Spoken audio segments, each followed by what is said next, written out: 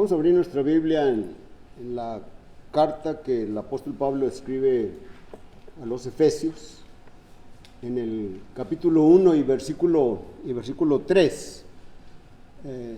El apóstol Pablo está escribiendo a los Efesios y dice: bendito sea el Dios y Padre de nuestro Señor Jesucristo, que nos bendijo con toda bendición espiritual en los lugares celestiales en Cristo. Notemos lo que está diciendo el apóstol Pablo. Está alabando a Dios diciendo: bendito sea el Dios y Padre de nuestro Señor Jesucristo. Y luego dice que nos bendijo con toda bendición espiritual en los lugares celestiales en Cristo. El apóstol Pablo está mencionando que las bendiciones espirituales se encuentran en los lugares celestiales, es decir, se encuentran en Cristo, en la iglesia. La iglesia es su cuerpo. Usualmente oímos algunas personas que se saludan y se preguntan: ¿cómo estás? Y bendecido, es lo que responden.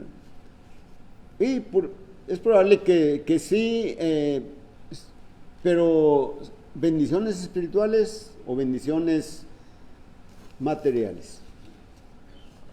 Cuando Pablo escribe este texto, nos está diciendo que hay bendiciones materiales y que esas bendiciones materiales tienen acceso todo el mundo, todo el mundo.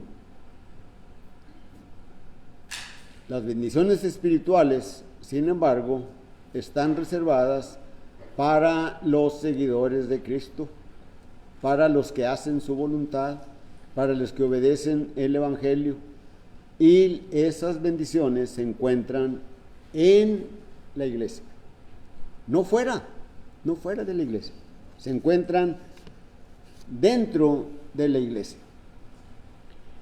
¿Cuál iglesia? Diría alguno. Hay, no sé, 30, 40, 1000 o más de iglesias. Bueno, la respuesta es la iglesia que está descrita en la Biblia, en el Nuevo Testamento. Es decir, la iglesia que estaba en la mente de Dios desde la eternidad. La iglesia que estableció Cristo, dijo que edificaría su iglesia, y la estableció allá en Jerusalén, en aquel Pentecostés, aquel primer día de la semana, después de la Pascua en la que él había muerto, había sido crucificado, y 50 días después, en el Pentecostés, un domingo, fue establecida la iglesia. Dice el libro de los Hechos: de pronto vino un estruendo como un viento fuerte que soplaba, y aparecieron lenguas como de fuego repartidas sobre las cabezas de los apóstoles, y empezaron a predicar. Pero antes de entrar en las bendiciones espirituales, que son muchas, y solamente miraremos hoy en esta mañana 3, que con esas a lo mejor emanan de esas 3 todas las demás que están allí o son parte de sí mismas. Pero hablando de las bendiciones materiales, cuando leemos el Evangelio de Mateo,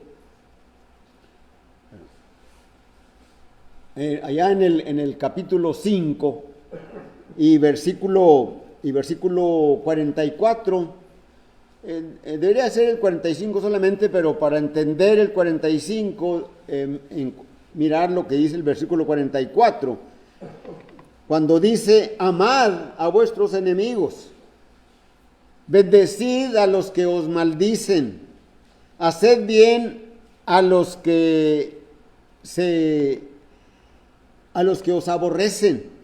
Dice: orad por los que los persiguen o por los que os ultrajan.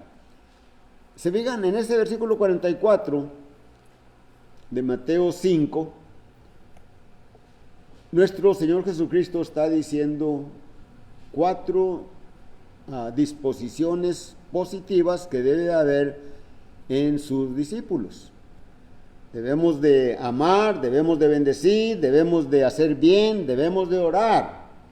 ¿Por quiénes? Por los enemigos, por los que nos maldicen, por los que nos aborrecen, por los que nos ultrajan y nos persigan. Y luego dice el versículo 45, que es el versículo que tenemos que ver con las bendiciones materiales. Dice el versículo 45, ¿verdad? Después del versículo 44, dice, para que seáis hijos de vuestro Padre que está en los cielos. Para que seamos hijos de vuestro Padre que está en los cielos, entonces debemos de actuar con los demás, amándolos, bendiciéndolos, haciéndoles bien y orando por ellos, para que seamos hijos de nuestro Padre que está en los cielos. Y luego él agrega nuestro Señor Jesucristo, que hace que el sol salga sobre justos e injustos, y la lluvia caiga sobre buenos y malos. Y miramos, ¿verdad? Cuando sucede esto, ¿verdad? A los que cosechan, los que siembran, levantan buenas cosechas, recogen muchos frutos de los árboles, y su corazón siempre está agradecido por ello. Y entonces es cuando alguien puede decir, bendecido por Dios, porque mira nomás todo lo que me ha dado. Pero las mejores bendiciones son las bendiciones espirituales. El mundo gentil, el mundo idólatra de aquellos años cuando se escribió en el Nuevo Testamento, en las primeras 5 o 6 décadas del primer siglo, ¿verdad? Desde antes, no nada más de eso, ¿verdad? Pero desde antes, el mundo gentil andaba en sus propios caminos, ¿verdad?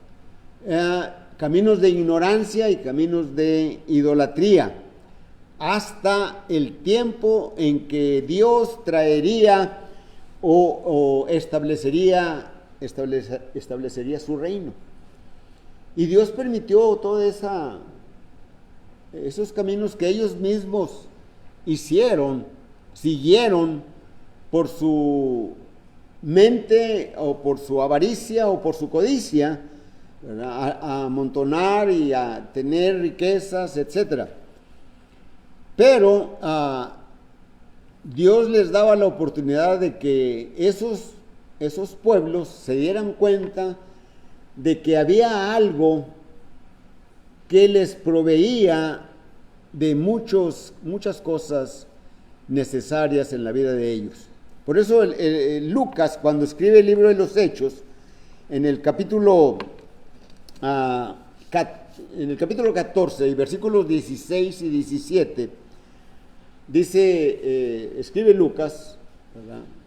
En las edades pasadas, Él ha dejado a todas las gentes andar en sus propios caminos. Cuando dice Él, se está refiriendo a Dios. Pero el siguiente versículo dice, si bien no se dejó a sí mismo sin testimonio, haciendo bien, ¿verdad? Dándoles lluvias del cielo y tiempos fructíferos, ¿verdad? Llenando de sustento y de alegría los corazones. Entonces, es lo que el Espíritu Santo inspiró a Lucas para que escribiera esto. La gente de aquellos tiempos debería de preguntarse, bueno, ese ser que no conocemos, que no miramos, ¿verdad? Es el que nos provee estas cosas, para que le buscasen, ¿verdad? Por eso el apóstol Pablo, cuando ya está establecida la iglesia y cuando llega a Atenas y predica allí ese gran sermón a los atenienses, a filósofos, y gente griega que les gustaba oír cosas nuevas, ¿verdad? Cuando termina su predicación,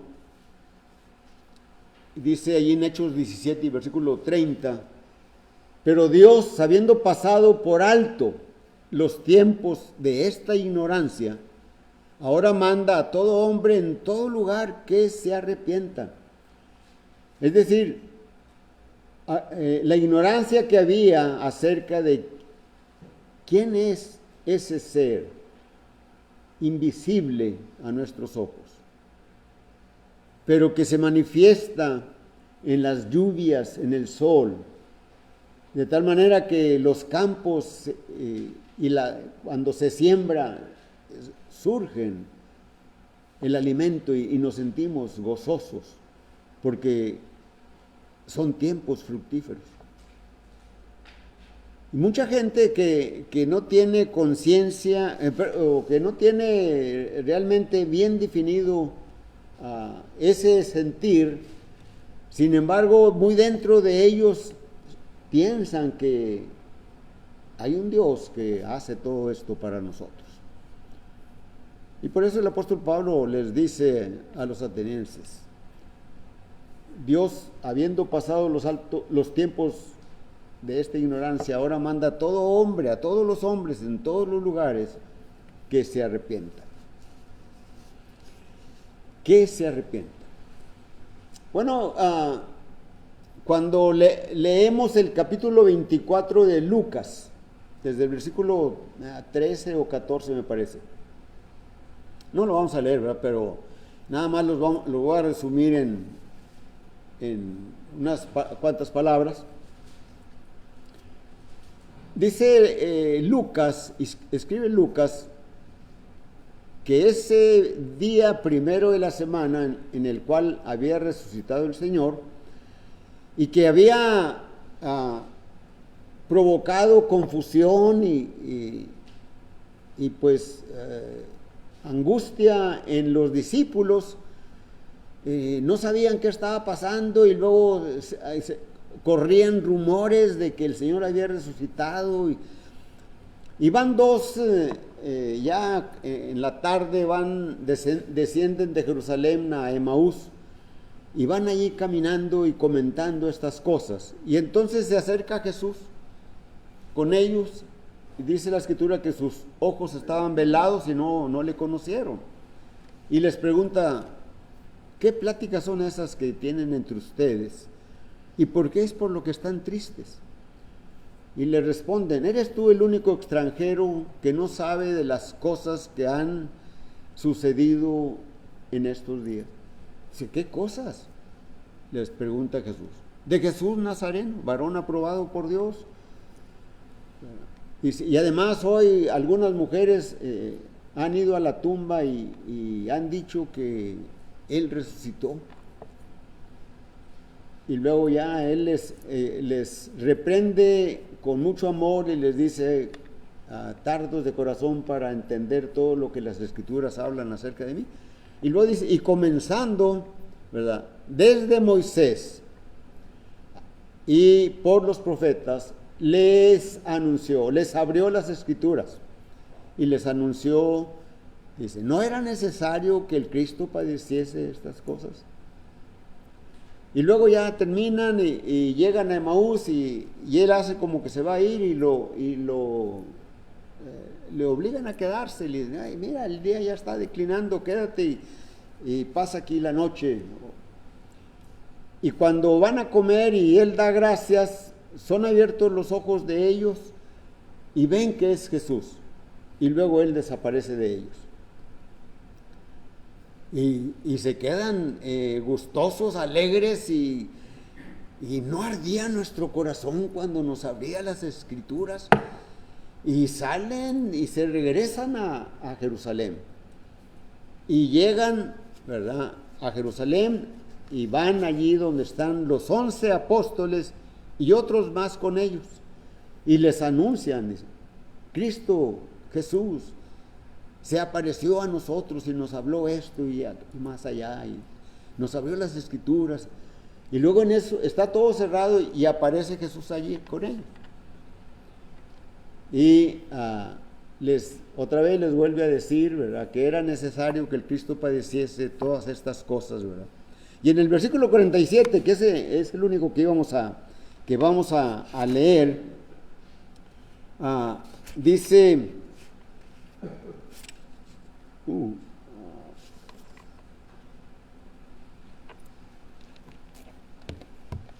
Lucas, no era necesario que el Cristo padeciese estas cosas y que resucitase al tercer día y que se predicase en su nombre el arrepentimiento y el perdón de pecados. Bueno, el Señor, cuando apareció antes, Él había estado 3 días en la tumba y 40 días apareció a los discípulos, son 43 días.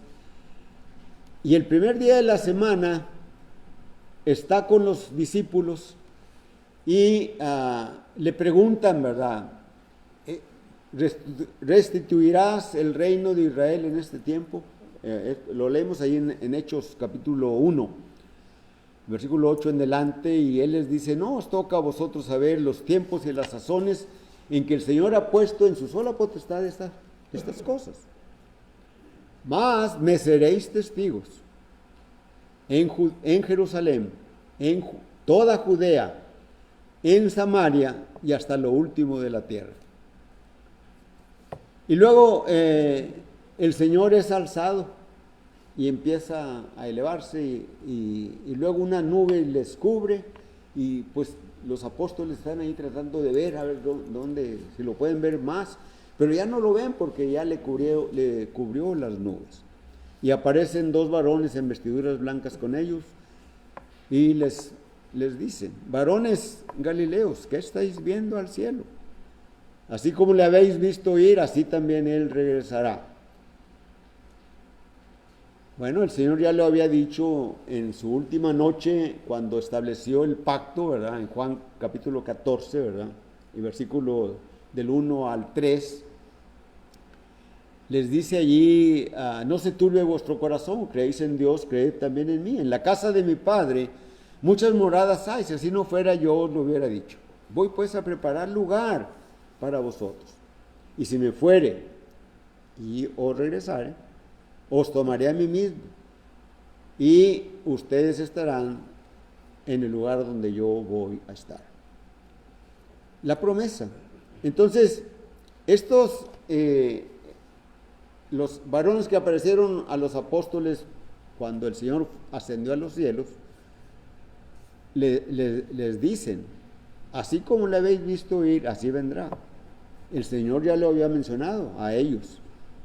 Me voy a ir, voy a preparar un lugar, porque allá en la casa de mi Padre hay mucho lugar, voy a preparar lugar para vosotros. Y cuando venga, los tomaré conmigo y los llevaré para que donde yo estoy, también ustedes estén. Entonces, el Señor va a venir. Nuestro tema es las bendiciones espirituales. Se me olvidó mencionarlo al principio. Y esas bendiciones espirituales, ¿verdad?, que solamente están en la iglesia, ¿verdad?, solamente las tienen aquellos que están en Cristo. Estar en Cristo significa haber sido bautizados y revestidos de Cristo, y el Señor lo añade a su iglesia, a su reino, a su cuerpo, que es la iglesia. Son por los que va a venir. Así que es una exhortación y una motivación, ¿verdad?, para permanecer. Es una exhortación para que si tú no has respondido a la invitación que el Señor te hace, lo hagas. Obedezcas el Evangelio. Obedezcas el Evangelio. ¿Verdad? Encontramos entonces, ¿verdad?, que lo primero la primera bendición espiritual que adquirimos, por decirlo de esta manera, ¿verdad? Yo creo que adquirimos muchas al mismo tiempo, ¿verdad? Pero la más que resalta a nuestros ojos y que el apóstol Pedro le dice, el apóstol Pedro y los demás, ¿verdad? Aquellos que recibieron el Evangelio en el día de Pentecostés, cuando ellos se dan cuenta del pecado grande que han cometido, han aprobado la muerte de Jesús, el Hijo de Dios.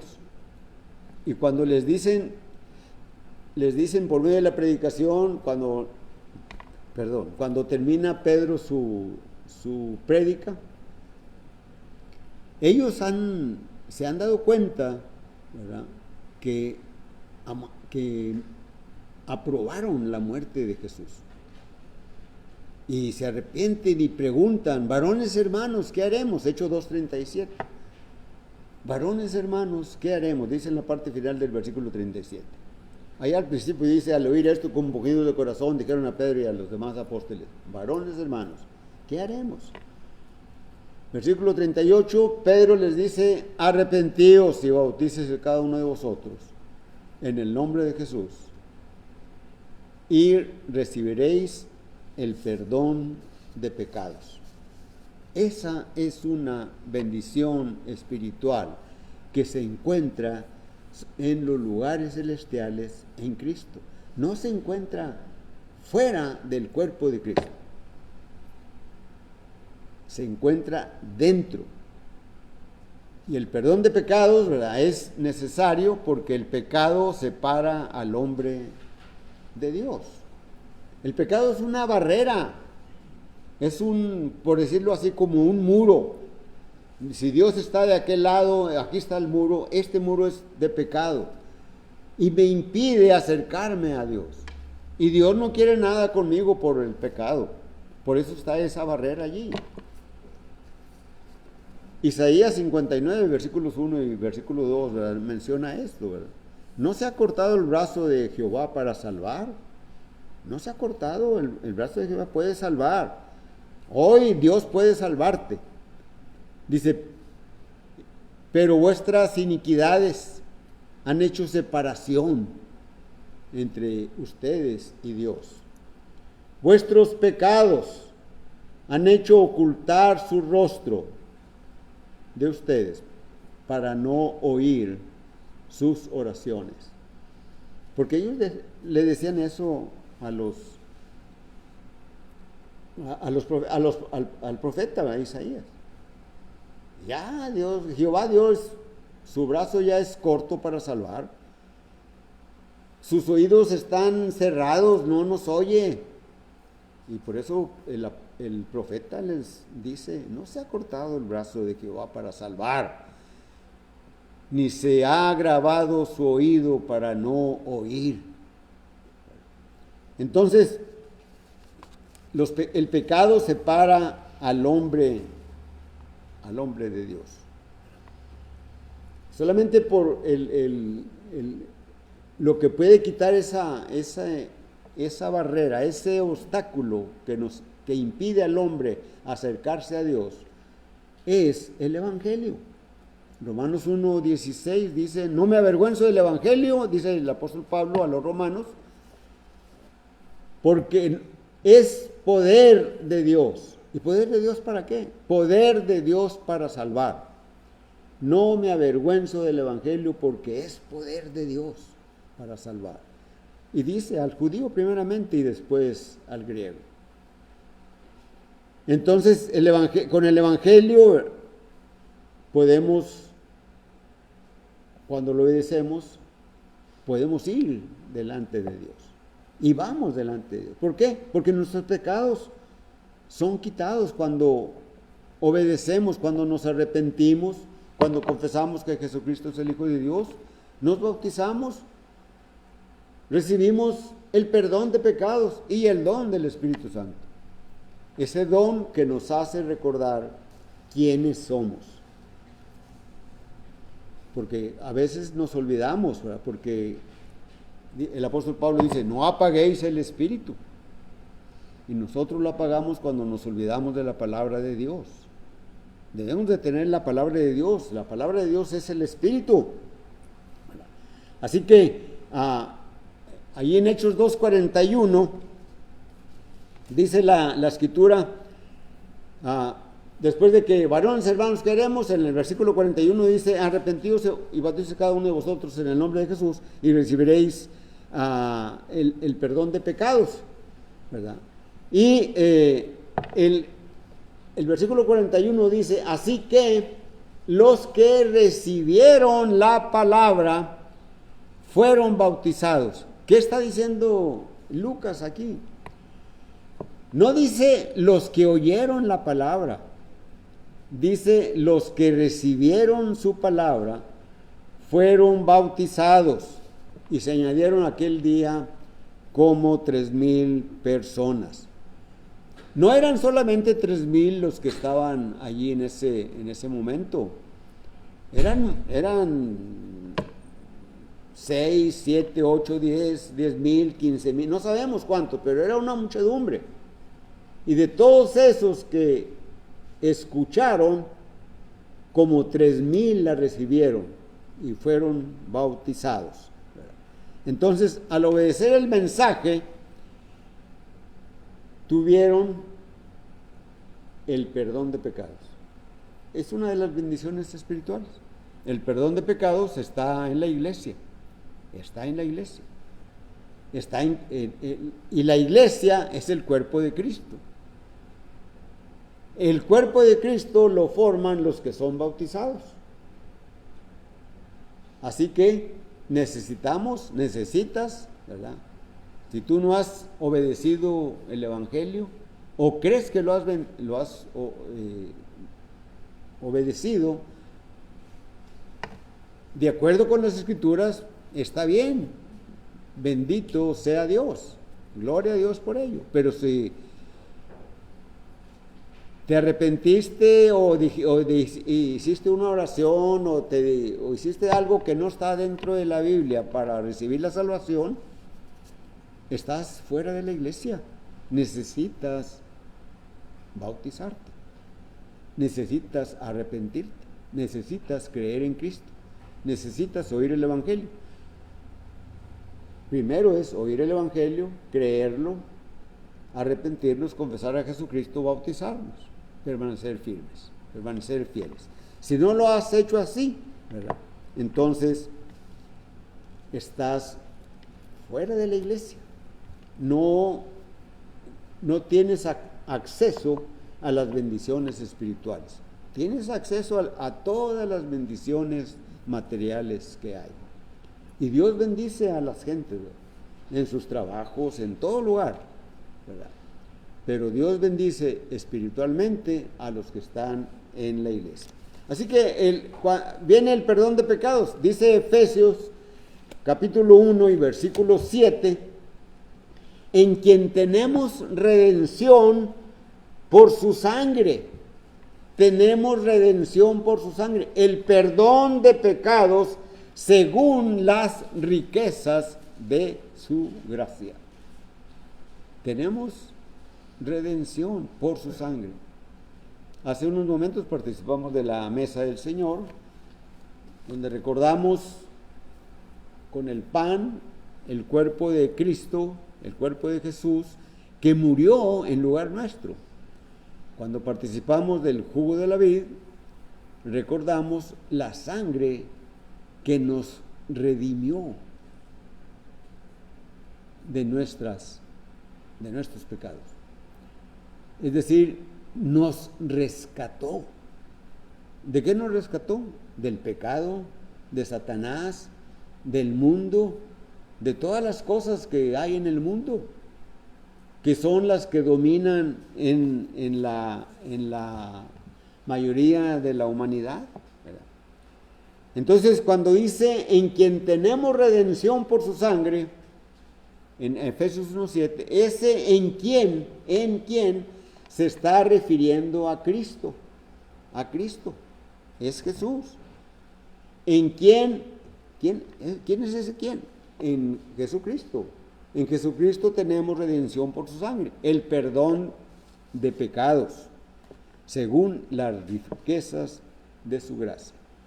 Leemos allá en Mateo capítulo 20 y versículo 28, como el Hijo del Hombre no vino para ser servido, sino para servir y para dar su vida en rescate por muchos. ¿Se fijan ustedes? Por muchos. Cuando leemos Juan 3, 16, ¿verdad? Un versículo que en todos, que mucha gente sabe de memoria. Y se apoya en ese versículo para decir, si Dios me ama, no me va a mandar a la condenación. Dios es amor, sí, pero el amor de Dios está condicionado a que aceptemos a Jesucristo. Así que el perdón de pecados lo tenemos allí en esas bendiciones espirituales. Y Él vino y dio su vida por muchos, porque todos eran pecadores, todos. Y Pablo acusa tanto a judíos como a gentiles, para tener una idea, ¿verdad? Desde que Dios escogió a Abraham y que de él vendría la descendencia que sería por la cual vendría Cristo, ¿verdad? Cuando Dios escogió ese pueblo en Jacob, que fue el nieto de Abraham, ¿verdad? Y Jacob con sus 12 hijos, los cuales dieron lugar a las tribus de Israel, o sea, a los epónimos de las tribus, a las 12 tribus. Allí el mundo se dividió, ¿verdad?, prácticamente en dos, ¿verdad? Un pequeño pueblo, el pueblo de Israel, y el resto del mundo. Y Pablo, ya cuando todo eso se multiplicó y cuando Pablo escribe a los romanos, ¿verdad?, allá en el capítulo 3 del versículo 9, dice, hemos acusado a judíos y a gentiles que todos están bajo pecado. Porque él hace la pregunta, ¿somos nosotros mejores que ellos? Es decir, ¿somos nosotros los israelitas mejor que los gentiles? Es lo que está diciendo Pablo. Dice, de ninguna manera, por cuanto todos pecaron. Todos pecaron. Dice en el versículo 9, 10 y 11, ¿verdad? Y 12. ¿Qué pues? ¿Somos nosotros mejores que ellos? En ninguna manera, pues ya hemos acusado a judíos y a gentiles que todos están bajo pecado. Todos. Pablo se incluye allí. Versículo 10, como está escrito, no hay justo ni aun uno. No hay quien entienda, no hay quien busque a Dios. Versículo 11 o 12, todos se desviaron, a una se hicieron inútiles. No hay quien haga lo bueno. No hay ni siquiera uno, dice el apóstol Pablo. No hay ni siquiera uno. ¿Se acuerdan cuando el juicio de Sodoma, de Gomorra, de Adma y de Zeboín? Abraham intercede y dice, ¿vas a destruir? Y si hay 50 justos, no los destruiré por amor a los 50. Bueno, a lo mejor faltan 5, a lo mejor faltan 10, y así se fue, ¿verdad? No había nadie. Y Pablo está diciendo aquí, no hay justo, ni aún uno, no hay. Pero solamente el Evangelio, ¿verdad?, nos puede hacer justos delante de Dios, cuando lo obedecemos. Porque dice el versículo 23, también de Romanos 3, por cuanto todos pecaron y están destituidos de la gloria de Dios, ¿verdad? Es decir, todos están, el hombre que debería de manifestar todas las cosas de Dios, su justicia, su amor, ¿verdad?, fueron destituidos de eso. Por cuanto todos pecaron y están destituidos de la gloria de Dios, ¿verdad? Entonces, debemos de saber, ¿verdad?, que si somos pecadores tenemos que estar preparados para obedecer al Señor. No hay justo ni a uno, ¿verdad? El apóstol Pablo habla del desarrollo espiritual, ¿verdad? El apóstol Pedro, en su segunda carta, capítulo 1, del versículo 3 en delante, ¿verdad? Y en el versículo 9 dice, pero el que no tiene estas cosas, ¿cuáles cosas? Bueno, las que están desde el versículo 3 en delante, ¿se acuerdan ustedes? Como todas las cosas que pertenecen a la vida y a la piedad nos han sido dadas por el divino poder mediante el conocimiento de aquel que nos llamó por su gloria y excelencia. Y luego menciona, ¿verdad?, añadiendo a la fe virtud, y luego se va y menciona las ocho, ¿verdad? Pero dice, el que no tiene estas cosas está ciego y ha olvidado la purificación de sus antiguos pecados. Entonces, si los pecados son perdonados, ¿verdad?, entonces, cuando sucede esto, viene una segunda bendición espiritual, ¿verdad?, que es la reconciliación con Dios. La palabra reconciliación significa volver a la amistad o a las amistades. Cuando éramos jóvenes, ¿verdad?, cuando andábamos, por ejemplo, de novios y se enojaba el novio o la novia, ¿verdad?, y no te quiero ver y bla, bla, bla, etcétera, y luego después se reconciliaban, volvían a la amistad. Lo mismo en la familia, ¿verdad? Se enojan entre la familia, ¿verdad?, y no los quieren ver, no los buscan ni nada, ¿verdad? Entonces, cuando lo hacen, ¿verdad?, es volver a la amistad, reconciliarse, ¿verdad? Entonces, la palabra reconciliar, ¿verdad?, es volver a la amistad.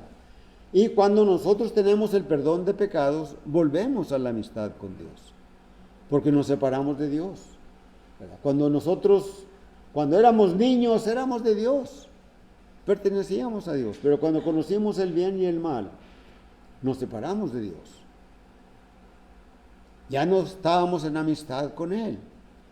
Pero cuando oímos el Evangelio, lo creímos, lo obedecimos, aceptando a Jesucristo como el Hijo de Dios, arrepintiéndonos de nuestros pecados, nos bautizamos, entonces nos reconciliamos con Dios. Dios nos acepta, ¿verdad? Porque nuestros pecados, ¿verdad?, recordemos, nos separaban de Dios. Ya lo miramos en Isaías 59, versículos 1 y 2, ¿verdad? Por tanto, la reconciliación es necesaria para ti que no has aceptado a Jesucristo. Miren lo que dice Efesios capítulo 2, versículos 13 al 16. Por tanto, acordaos, bueno, desde el versículo, mencioné el 11, ¿verdad? Acordaos de que en otro tiempo vosotros los gentiles, en cuanto a la carne, eran llamados incircuncisión, es decir, eran menospreciados por los israelitas, por los judíos. Pero en el versículo 13 dice, pero ahora en Cristo Jesús, vosotros que en otro tiempo estabais lejos, habéis sido hechos cercanos. ¿Cómo? Por la sangre de Jesucristo o de Cristo. Porque Él es nuestra paz, que de ambos pueblos hizo uno, derribando la pared intermedia de separación. En este caso, la pared intermedia que había entre gentiles y judíos. ¿Se acuerdan de la mujer samaritana cuando le dice a Jesús, ¿cómo tú siendo judío me hablas a mí que yo soy una mujer samaritana? Allá en el Evangelio de Juan capítulo 4. Dice, si sabes bien que los judíos y los samaritanos no se tratan entre sí, ¿verdad?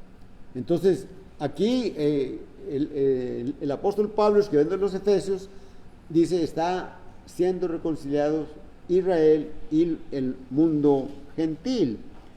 Porque Él es nuestra paz, que de ambos pueblos hizo uno, derribando la pared intermedia de separación. Es decir, Pablo había dicho que los judíos y los gentiles eran pecadores. Pero él dice que obedeciendo el Evangelio, creyendo en el Evangelio, aceptándolo y todo, ¿verdad?, tanto judíos como gentiles vienen a ser un solo pueblo. Ahora ya no es el pueblo de Israel, ahora es el pueblo de Dios, la iglesia. El pueblo de Israel, ¿verdad?, estaba formado con personas que nacían de israelitas, dentro de Israel, dentro del pueblo de Israel. Ahora, el pueblo, ese Israel de la carne, ¿verdad?, señalaba al Israel espiritual, que es la iglesia, que está formada por distintas naciones, lenguas y demás. Diferentes estatus sociales, ricos y pobres, todos, hombres y mujeres, vienen a formar parte del verdadero pueblo de Dios, el pueblo espiritual, la iglesia. Y aquí por eso dice el apóstol Pablo, de ambos pueblos, Israel y gentiles, hizo uno, la iglesia, donde se encuentran las bendiciones espirituales.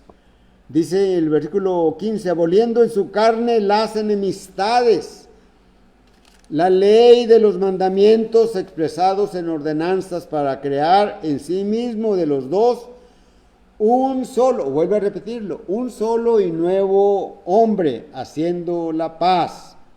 Versículo 16, y mediante la cruz reconciliar, aquí está, reconciliar con Dios a ambos en un solo cuerpo. Lo vuelve a repetir otra vez, matando en ellas las enemistades.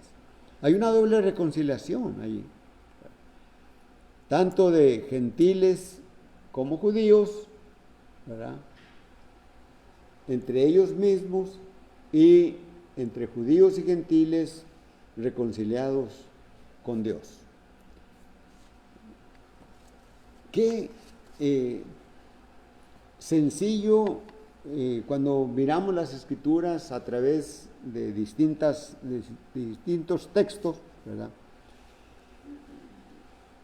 que es la reconciliación. Esa reconciliación, ¿verdad?, ya que los gentiles eran despreciados primeramente, ¿verdad?, necesitaban entrar en Cristo a través de la obediencia a ese mensaje que habla de la muerte, la sepultura y la resurrección de Jesucristo. Deberían de obedecer, ¿verdad?, porque Marcos 16:16, el que creyere y fuere bautizado será salvo, el que no creyere será condenado. Dice en Gálatas 3:27, porque todos los que habéis sido bautizados en Cristo, de Cristo estáis revestidos. Y el que ha obedecido, todos nosotros que obedecimos, ¿verdad?, adquirimos la tercera bendición espiritual. No que sean tres, ¿verdad?, y a lo mejor ni siquiera en ese orden, ¿verdad?, pero es una bendición espiritual. ¿Cuál es esta? Esa es la esperanza de la vida eterna. Esperanza de la vida eterna. Bueno, pero para tener la esperanza de la vida eterna, ¿verdad?, el Señor Jesucristo da sus restricciones. En Mateo capítulo 7, versículos 21 al 23, ¿verdad?, y esto, recordemos, ¿verdad?, el Señor Jesucristo lo está diciendo a sus discípulos. No les está diciendo a los que no son discípulos. Es decir, Esto es para nosotros, no es para los de fuera, es para nosotros, es para la iglesia, es para cada cristiano en todo el mundo, en todo el mundo. Mateo capítulo 7, versículo 21 al 23. No todo el que me dice, Señor, Señor, entrará en el reino de mi Padre que está en los cielos, sino aquel que hace la voluntad de mi Padre que está en los cielos. Luego dice, muchos me dirán en aquel día, Señor, en tu nombre echamos fuera demonios, en tu nombre hicimos muchos milagros, en tu nombre profetizamos. Y entonces yo les responderé, no os conozco, apartaos de mí, obradores de maldad. ¿A quién le está diciendo esto el Señor? A cristianos, a sus discípulos, a aquellas personas que le habían obedecido. Pero lo que dice el apóstol Pedro, ¿verdad? En el versículo 9 de primera de capítulo 1, versículo 9, segunda de Pedro, el que no tiene este desarrollo que ya se mencionó, ¿verdad? El desarrollo espiritual, dice, es ciego. Ha olvidado la purificación de sus antiguos pecados y es insensible a la vida espiritual, pero cree que es salvo, Señor, Señor, no todo el que me dice Señor, Señor. Y hay muchos ejemplos de obediencia a simplemente el mismo Señor Jesucristo. La obediencia es fundamental, ¿verdad? Allá en Hebreos capítulo 5 y versículos 7, cuando dice, y Cristo en los días de su carne, ofreciendo ruegos y súplicas con gran clamor y lágrimas al que le podía librar de la muerte, fue oído a causa de su temor reverente, y aunque era hijo, por lo que padeció, aprendió la obediencia. Y luego, miren el versículo 9. Y habiendo sido perfeccionado, vino a ser autor de eterna salvación para todos los que le obedecen. No nada más una vez, la obediencia es siempre. La obediencia es siempre. Tenemos que estar. Es solamente a través de Cristo podemos ir al cielo y tenemos esa esperanza de la vida eterna. Juan 14, del 1 al 3, que ya lo dijimos, ¿verdad? Él va a venir por su pueblo, por su reino, por sus discípulos, y los va a llevar a ese lugar preparado para todos los que permanecen fieles.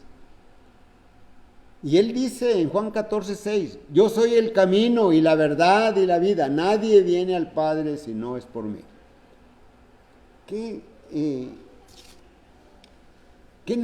necesita el hombre para obedecer? El apóstol Juan, siendo ya un hombre ya de muchos años de edad, escribió su primera carta en el capítulo 5 y versículo 11. Dice, y este es el testimonio que Dios nos ha dado vida eterna, y esta vida está en su Hijo. Entonces, ¿qué tenemos que hacer? Tenemos que estar en su Hijo. Tenemos que estar en su Hijo, porque si no, no tenemos vida eterna. Miren, se lo pueden hasta aprender de memoria.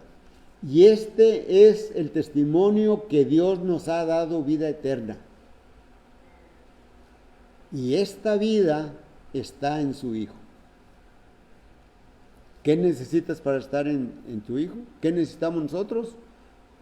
Obedecimos el Evangelio, lo creímos, nos arrepentimos, confesamos, nos bautizamos. Así que, como conclusión, si no estás en Cristo, La pregunta es, ¿estás consciente de tu destino final? Condenación si no estás en Cristo. Necesitas estar en Cristo para alcanzar, para estar en esos lugares que Cristo ha ido a preparar para nosotros. ¿Necesitas qué? Creer, confesar que Jesucristo es el Hijo de Dios, arrepentirte de tus pecados, bautizarte, ser fiel. 1 Corintios, última cita que miramos. 1 Corintios capítulo 15 y versículo 58. Dice la Escritura: hermanos míos amados, estar firmes y constantes.